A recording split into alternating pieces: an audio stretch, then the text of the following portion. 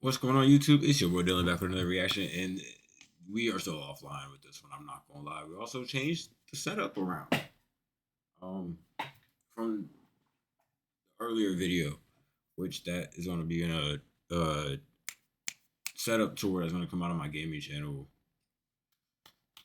within the next couple of weeks. So stay tuned for that one. It'll be linked down in the description below.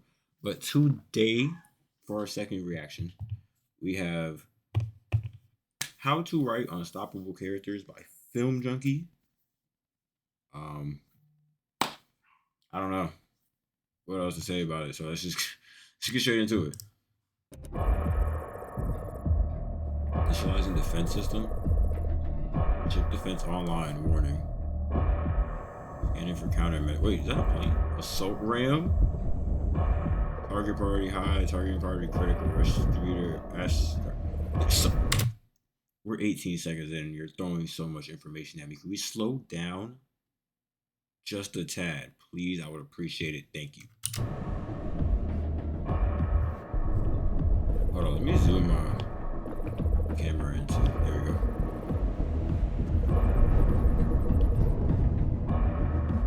With hull breach.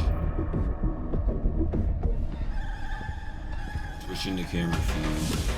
Astartes. Started.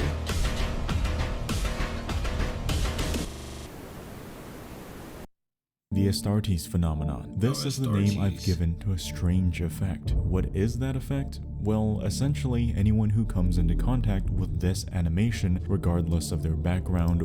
Hold on, we're a minute into the video. We're just now getting started. Intro of Doom and Despair, bro. Or former interests, becomes engrossed in the world of Warhammer. Many have wondered how this could be possible. Was this the work of a genius, a prodigy, or simply a madman pushing himself to the limits? Well, Siama Peterson is that man, and I personally believed all these points to be true, because what he accomplished by himself seems almost impossible. Introducing Astartes, one of the finest cinematic animations to hit the internet in the past decade, rivaling even those from large studios. I'm not gonna lie, the art style do look kind of fire. He has some merit to saying that. The art style do look kind of fire. I want to find out just how Astartes manages to not only completely capture the audience's attention, but also interest them to the point they go play Space Marine 2. Like seriously, this guy created the singular best ad you can possibly have for Warhammer, without that even being the intention. And dog, what did he do? For Warhammer, without that even being the intention, and doing all of this without a single word spoken other than some screams and demonic sounds. Okay. For this analysis, I'm going to be rewatching and analyzing Astartes through the perspective of someone who knows absolutely nothing about Warhammer. Me. I don't know anything about Warhammer. I'm talking zero knowledge, don't know any of the lore, never played the games, just Me.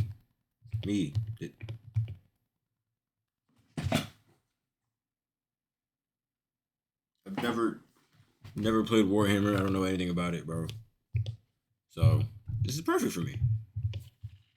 A blank slate. Why? Because that's how I and many others were introduced to the world of Warhammer, through this animation. I think it'll be a great demonstration of just how well Astartes conveys information without the need for any exposition or any background info, all while maintaining its focus on what's happening in the narrative and finding that perfect balance between confusion and intrigue. To show how well Astartes conveys information without the need to use language, let's start with a simple example. This vault door. How, as the viewer, do we instantly know that the Space Marines are storming the ship in order to get whatever is sealed behind this vault door? Well, we could take a look at some of the filmmaking. For example, this close-up shot of the enemy's face with them looking back, leading the viewer's eyes to the vault door, and then simply keeping the camera here for much longer than you'd expect. But let's take this one step further. Throughout this entire sequence where the Space Marines are storming the ship, we only see them fight these normal soldiers. The Space Marines, of course, walk right over them. They're of no challenge. Their ambush is futile. It's only when they come across these two, the only other enemies that look different from the rest, enemies who literally stand tall above the others, that the Space Marines struggled a bit. That by itself already conveys importance. The two most powerful dudes guarding the most valuable part of the ship.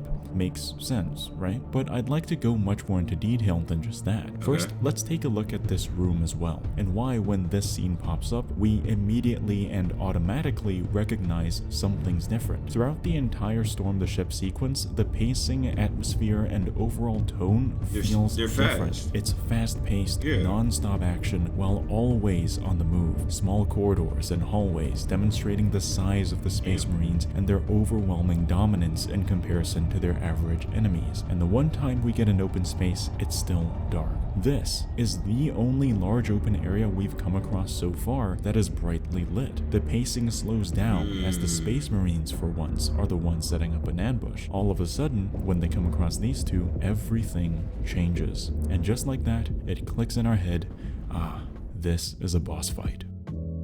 I'd also like to point out that because this is such an alien and new world for many of us who have never seen anything Warhammer before, keeping the initial storyline quite simple and straightforward definitely helps. While the series does have an astronomical level of detail within the animation and characters, the story, at least in the first half, is pretty straightforward and easy to grasp. And I think that was absolutely the right move, and of course an intentional one. Astartes opens with Space Marines loading onto a shuttle, storming the ship, and working their way towards the— Wait, so are they, hold on, because the video is how to write unstoppable characters. So are the Space Marines the unstoppable characters? I'm so confused. Vault door. It's a simple enough plotline that gives you something to be hooked on, but doesn't require any prior knowledge to understand and enjoy what's happening. Let's rewind for a moment and take a closer look at some of the scenes we just went over, because now I want to talk about how Astartes manages to first convey absolute power for the Space Marines, and then utilize that image of an unstoppable soldier to create tension and even fear in the later scenes, with a mind-blowing conclusion. You might think, oh, why would I be scared if I'm rooting for the protagonists? They're so overpowered, nothing can hurt them, right? And I think that's exactly what you're supposed to feel, because aside from the fact that this is an accurate depiction of Space Marines, not expecting something to go wrong leaves you vulnerable for one hell of a sucker punch. So let's start with how Astartes manages to fully convince you of the Space Marines' power within just a couple of minutes. The main point I give credit to is that the enemy did everything right. That is one of my favorite aspects of Astartes. I believe it's a fantastic and brilliant way to really drill into the audience's heads just how capable our Space Marines are. Instead of they do everything right and they still can't stop them. Relying on the enemy's failures to achieve victory, Astartes has the enemy play their cards perfectly, but still lose. From the moment the Space Marines boarded their ship, these soldiers immediately set up an ambush, took the high ground, and are funneling the Space Marines through a choke point. They're utilizing every advantage they could have had at that moment. They're using cover while the Space Marines need to walk in the open. They surround them on all sides and funnel them through a choke so they know exactly where to shoot. If these men fought normal soldiers here instead of Space Marines, they most likely would have won this fight with ease. But instead, through sheer technological and combative superiority. Do you see these Iron Man, bro?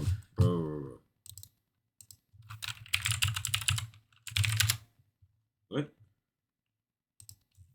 No. Bro, they fighting this.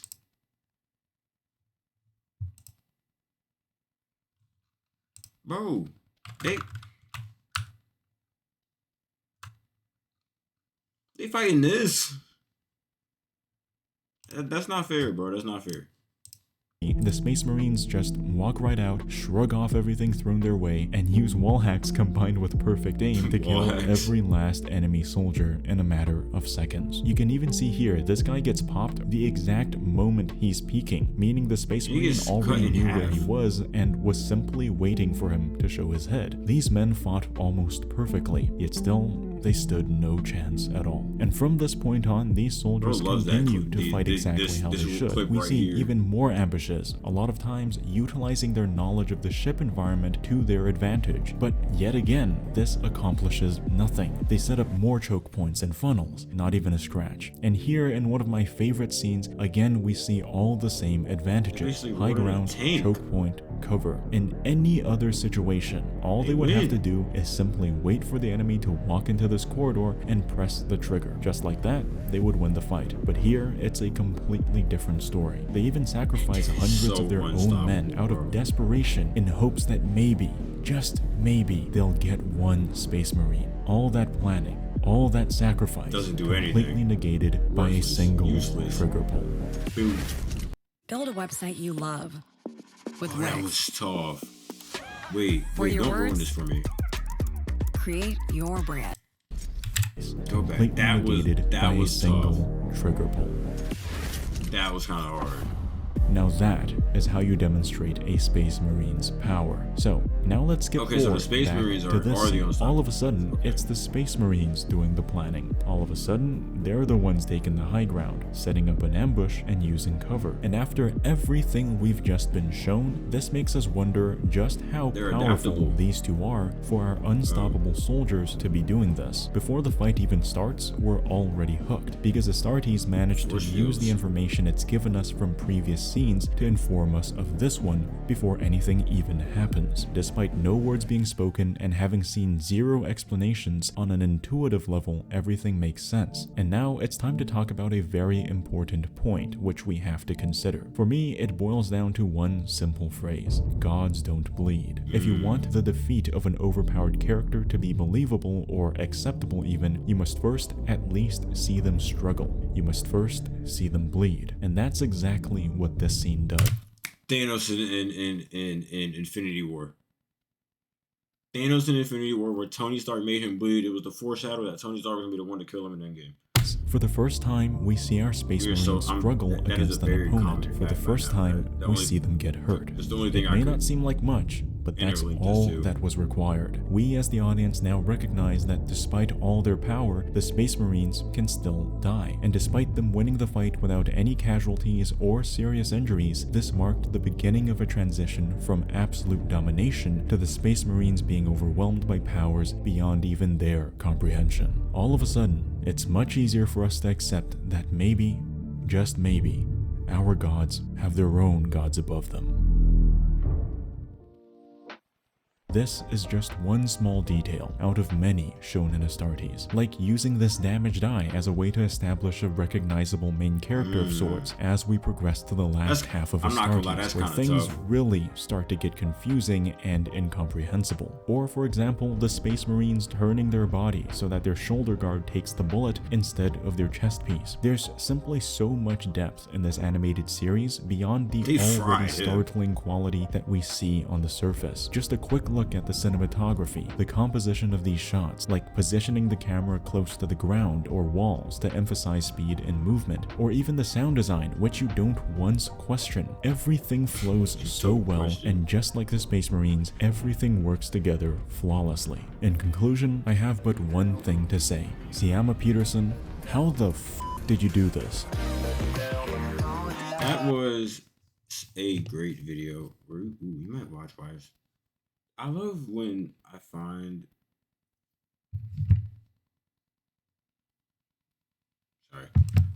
a channel and they have videos that I can watch later.